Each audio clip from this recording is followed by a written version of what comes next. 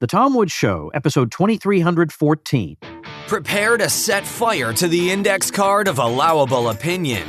Your daily dose of liberty education starts here. The Tom Woods Show.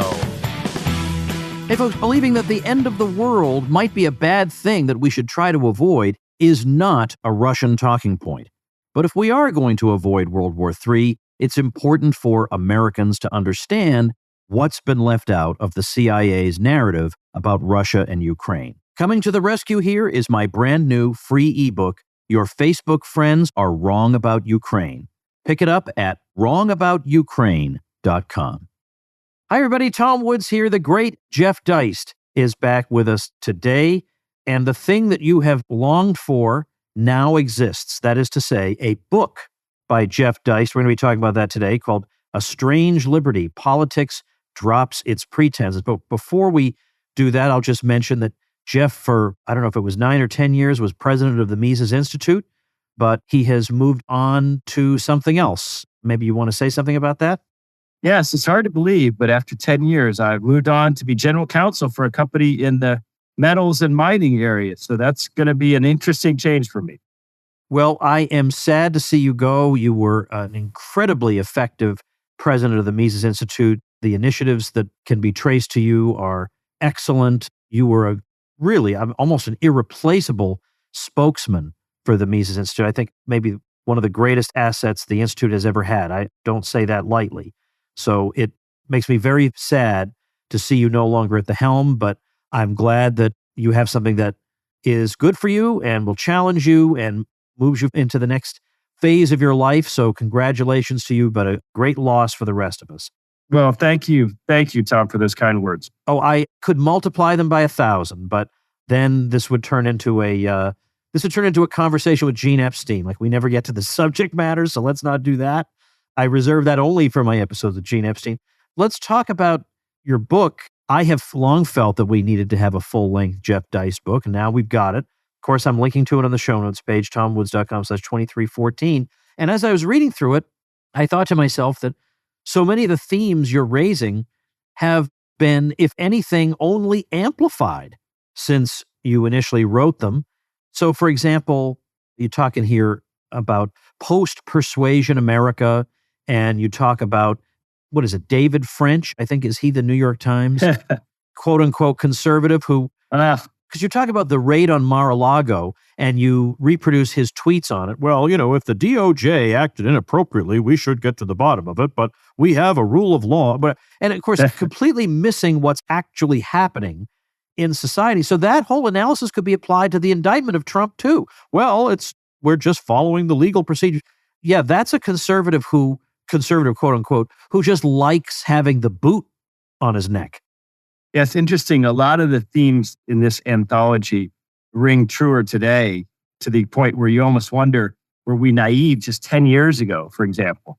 The idea that politics has dropped its pretenses is sort of a unifying theme throughout. I mean, I touch on economics. I get into the immigration and borders debate, where I try to present a few different sides. I get into some cultural questions. I get into a lot of economics, central banking, fiat money questions. I certainly get into some political economy as well. But what strikes me is just how much things have changed since, let's say, 2015, which is almost a decade ago now. And the idea that politicians at least used to attempt to tell us that they cared about us and they represented everyone, not just their particular constituencies or their voters, for example.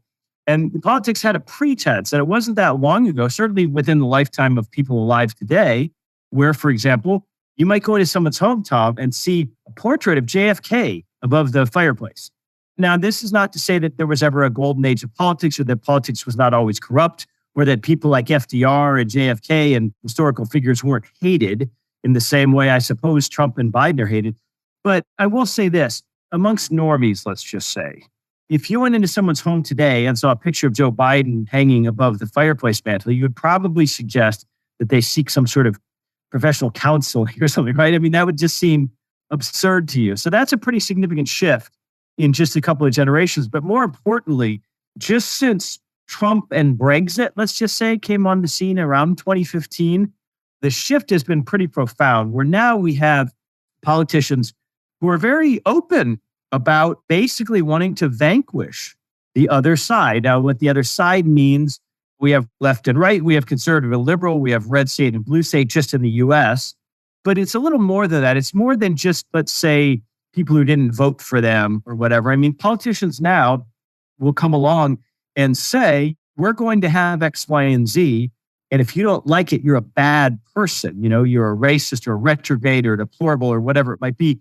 And I would say that the rhetoric has changed just in that period. In other words, there's no more pretense of trying to appeal to everyone. There's no more subterfuge that, hey, look, this is the democratic process. We sort of duke it out, and whoever gets the most votes wins. And neither the far left nor the far right get everything they wanted, but that's good because they're crazy. And we get this sort of down the middle government that just represents a democratic consensus. And of course, democracy represents a form of consent and thus legitimacy. And gee whiz, even with all of its hard edges, democracy really is the best thing going. Well, no, they've thrown that pretense out the window. Now they just say, if Trump wins, it's not legitimate.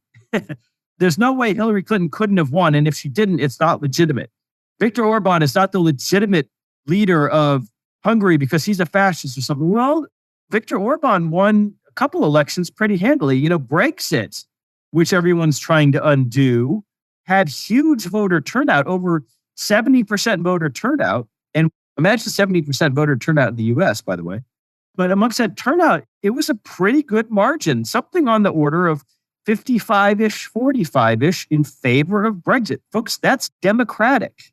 And you don't just get to change that by calling it fascist or whatever it might be. So I was just struck by the change in just the last few years during my time at the Mises Institute in this rhetorical posture. And I think we ought to recognize that. And so if there's any overall message or tone or thrust to the book, it is that politics isn't working.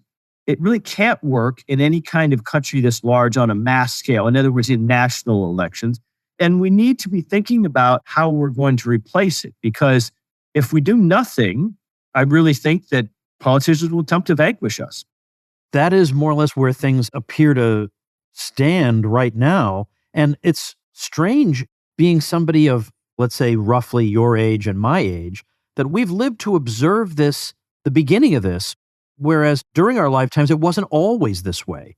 I keep using the example of the 1980s, but yeah, I remember when I was 12 years old in 1984, I didn't like Walter Mondale and I liked Ronald Reagan, but I didn't feel like Walter Mondale was completely at war with every civilized standard of life and wanted to shove a foreign ideology down my throat 24 hours a day. I didn't have that feeling. Suddenly now this has happened. I wonder how we even trace out who and when and how and why. Well, so let's just say Walter Mondale did not pose an existential threat to the Woods family. No, he did not. And that's interesting. Partly because of his own ineptness, right? Ineptitude. Well, and look, there was some real vitriol for Richard Nixon.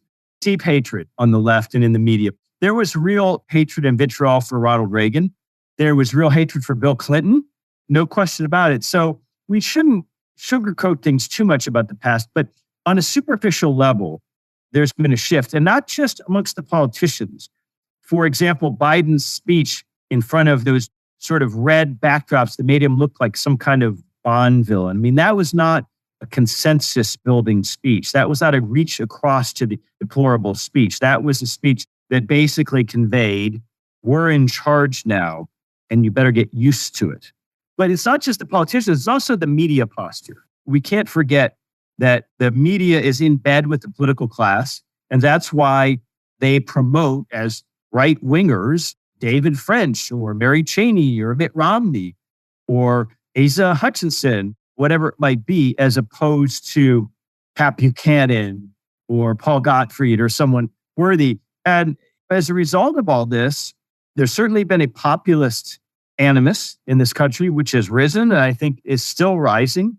We find out even today, I know this will air next week, but what's going on in France in terms of their populist uprising against the raising of the pension age has really turned violent. They apparently invaded some BlackRock offices. And we have this idea that the French are effete snobs, but apparently they're also populist guillotiners. So I don't know how you reconcile those two things. And so the media has stopped pretending, and the media is basically sneering at us. And as a result, a lot of Americans, I think, are becoming radicalized. And let's not forget COVID. My gosh, COVID was just it was a gulf. It was a sea change, I think, in the American landscape. And I guess what gives me hope and gives me pleasure about what's happening is that it's a little less ideological. It's not so much along the same old partisan lines that we've suffered under. We don't have to listen to National Review boomer constitutionalism anymore as the alternative to Hillary Clinton or whatever it might be. So that's nice. It's nice that people have woken up to some real alternatives.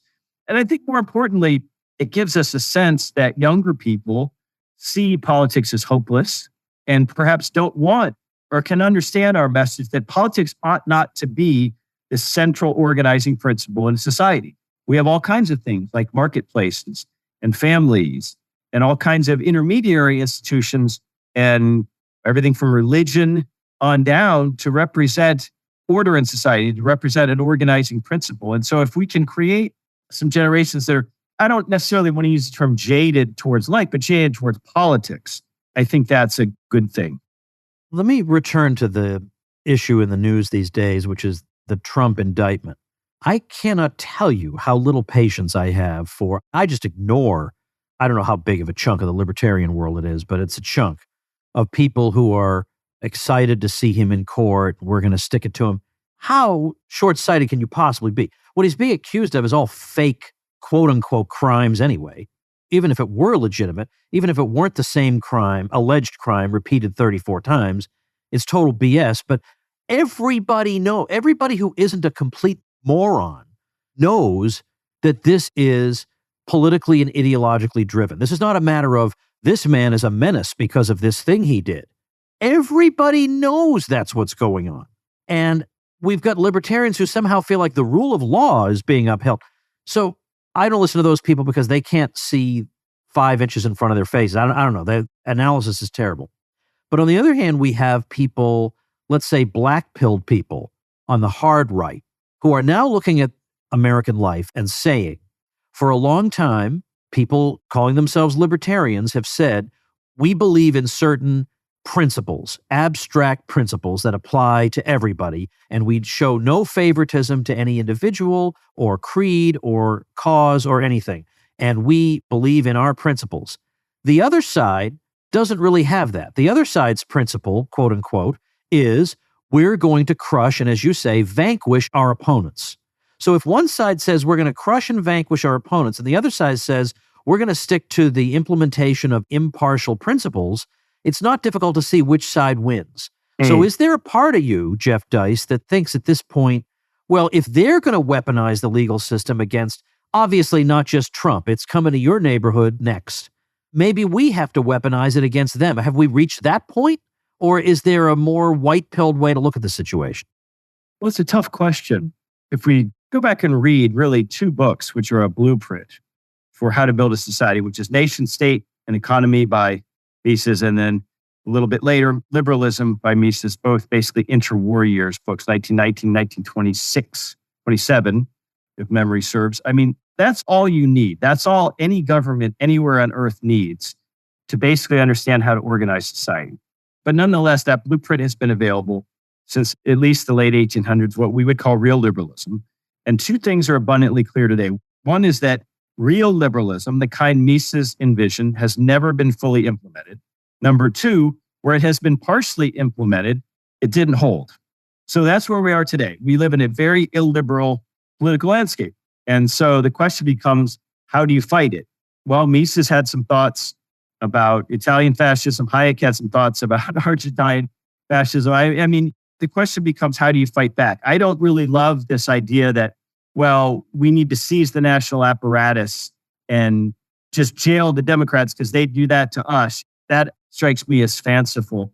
So I really think that the idea here is one of separation more than persuasion. 30 years ago, if you wanted to learn about Austrian economics, for example, you had to make the effort to even have heard about Austrian economics, go out, maybe purchase some books, source some books, your local or public or school library wouldn't have had much, if anything. But whereas today, we really don't have the information excuse that maybe our grandparents had. In other words, the arguments are out there, the information's out there. If people were to be persuaded, they probably would be more persuaded by now. So I really think that this idea of subsidiarity, of decentralizing things, is the path forward. Now, a lot of people on the left don't want to hear that because they think that they're routing the place and that they're going to win everywhere. So why should they give up a single state, a single town, whatever, to these deplorables?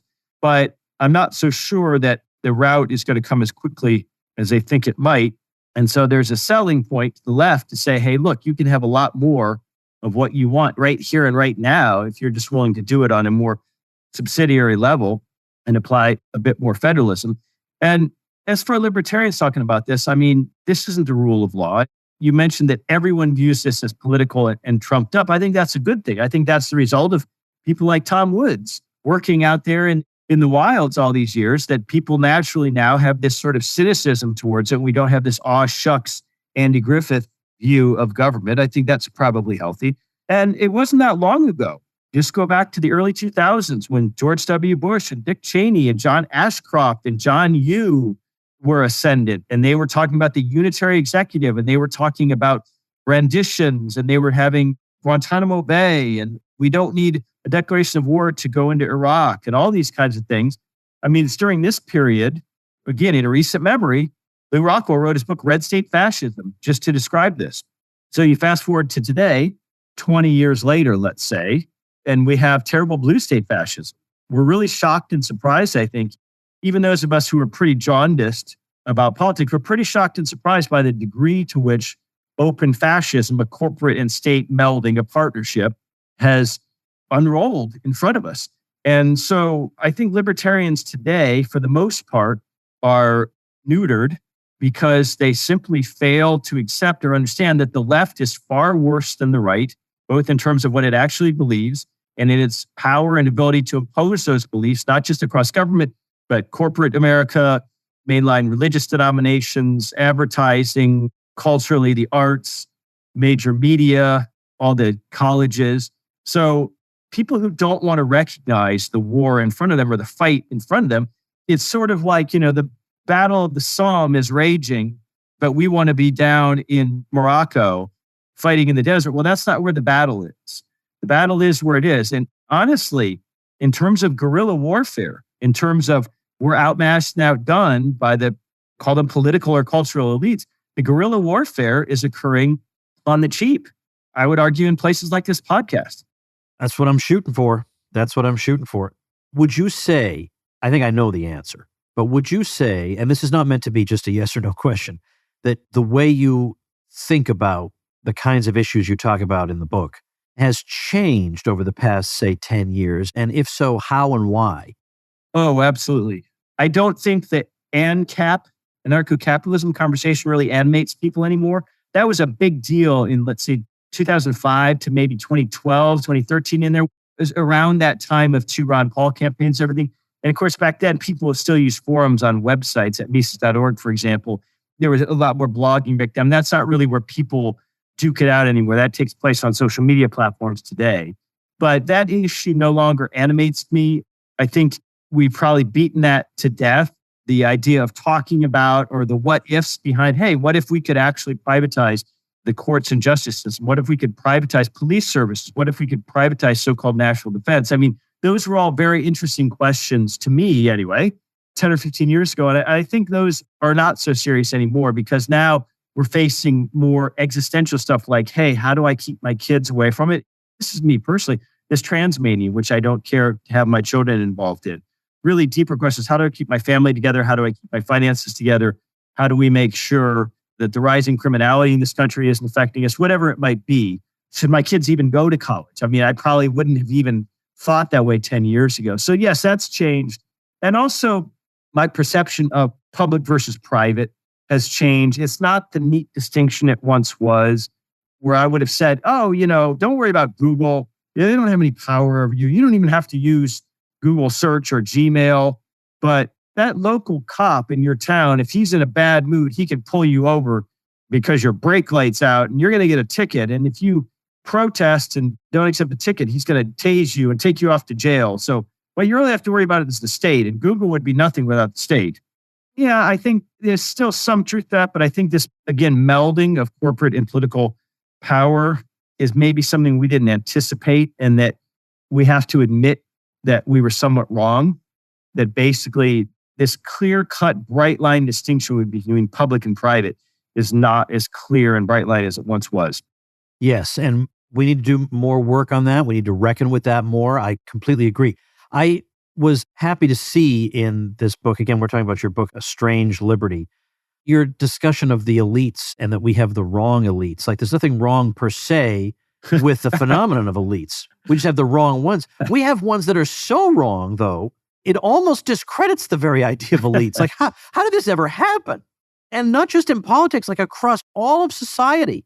How frequently do you run into somebody who is presented to us as someone to admire and emulate, who is genuinely intelligent, well-read, well-spoken, morally beyond reproach, admirable in his personal conduct?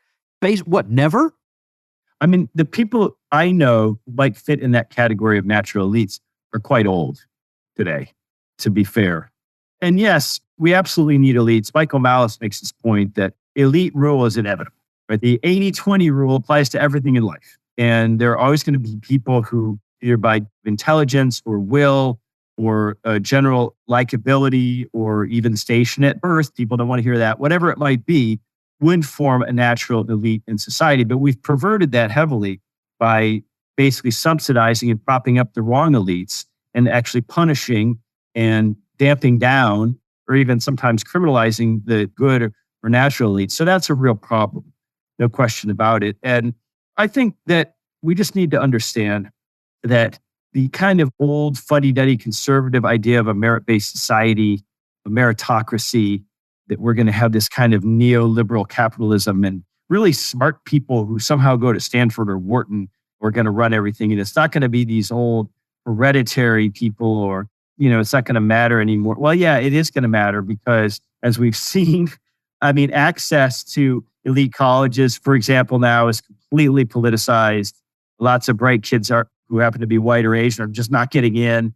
So it's a problem, but we shouldn't fear the idea of elitism, in my view, but we should definitely oppose the idea of unnatural elites because that's pretty scary. And I think real elites or would-be real elites are pretty cowed right now.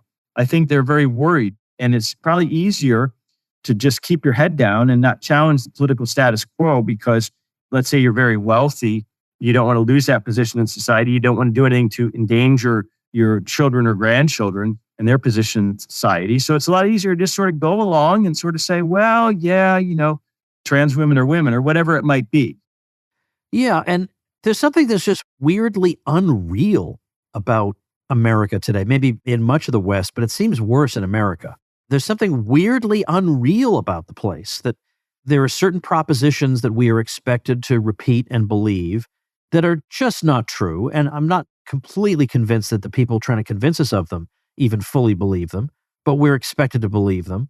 And then the alleged experts who dictate our lives, so let's take public health, are telling us things that are just belied by any glance at the charts and graphs. So all during COVID, charts and graphs are clearly contradicting them. Like when the mask mandate was lifted from airplanes, you would think if that made a real difference, we would see it in the data. We would see a big blip. There's no blip. Of course there isn't. Or the monetary authorities, and here I get back to Brooke, because your book has a COVID section and also has a monetary policy section. The people running monetary policy like to give the impression that they're just carrying out the scientific demands of economics. And unless you have a degree in that, you're not qualified to comment on it, just leave the experts to it. But there's something weirdly fake about all this. It's like they're making it up as they go along. The finances of the U.S. are entirely fake. The country is fake. The culture is fake. The whole thing is fake. I don't think there's even a question in there. No, it's really something when you look at the politicization of everything. So a college president, for example, today can be an absolute clown. U.S. senators, it wasn't that long ago that there was a real distinct difference between a U.S. representative and a U.S. senator. Generally speaking, the latter came from wealthier families. They had more of an Ivy League pedigree. they tended to be older and they had more accomplishments or at least money in life. And look, if you're going to be a U.S. Senate, there's only 100 of those on earth. You ought to be in the top 1% of Americans in terms of intelligence, ability, achievement. You should be a truly impressive person. And that would probably argue for someone, at least 40, just to build up the time to be an impressive person with a lot of achievements and accomplishments. And yet, when you look at U.S. senators today, people will say, well, AOC should run for Senate, or anyone could be a senator today. And a lot more people who used to be in the House are senators. That's not the way it used to be.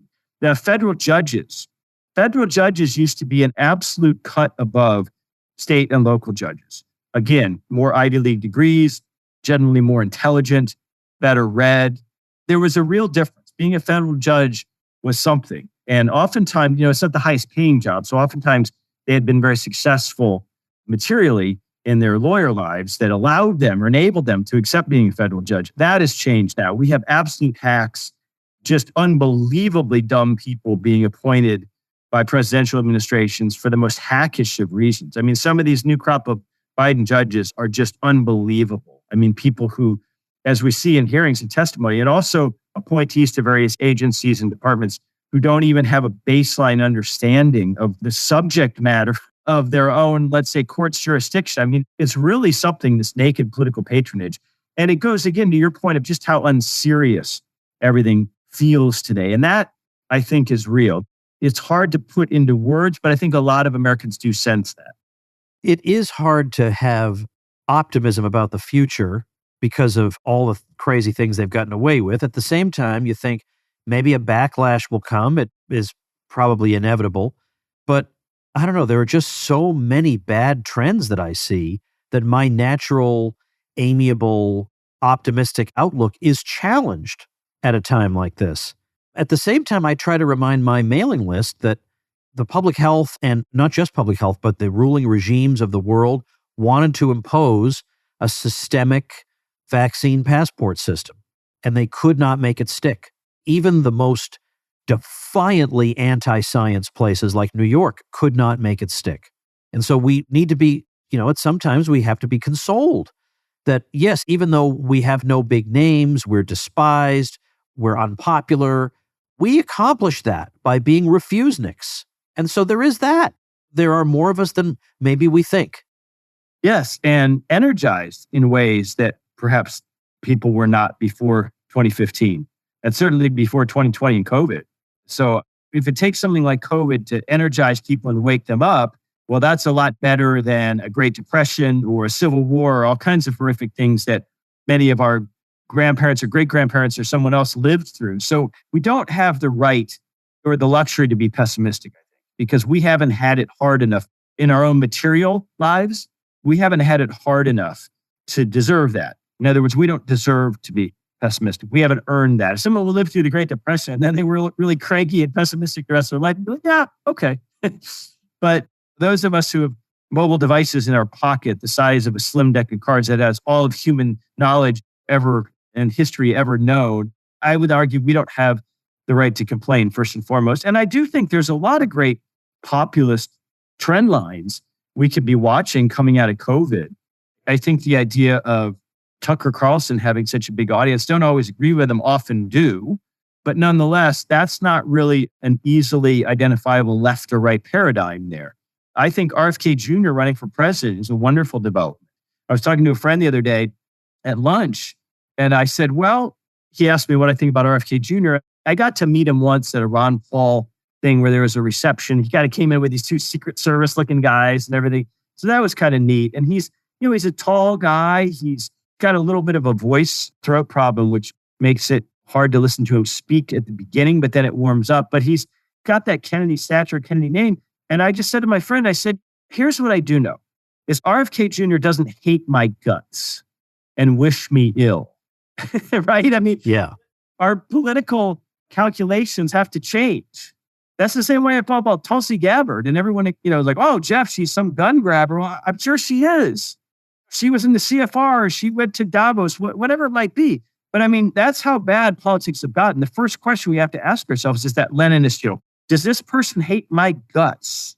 And I think a lot of people looked to Trump and said, Yeah, no, he doesn't. And a lot of people looked at Hillary Clinton and said, damn right, she does hate my guts. And so sometimes we overthink politics. We think, about candidates and policies and personnel and all this other stuff. But boy, oh boy, at this point in American political life, I think it's come down to something a lot more visceral, Tom. Well, as long as you brought him up, let's just say a quick word. What do you think about this RFK Jr. possibility?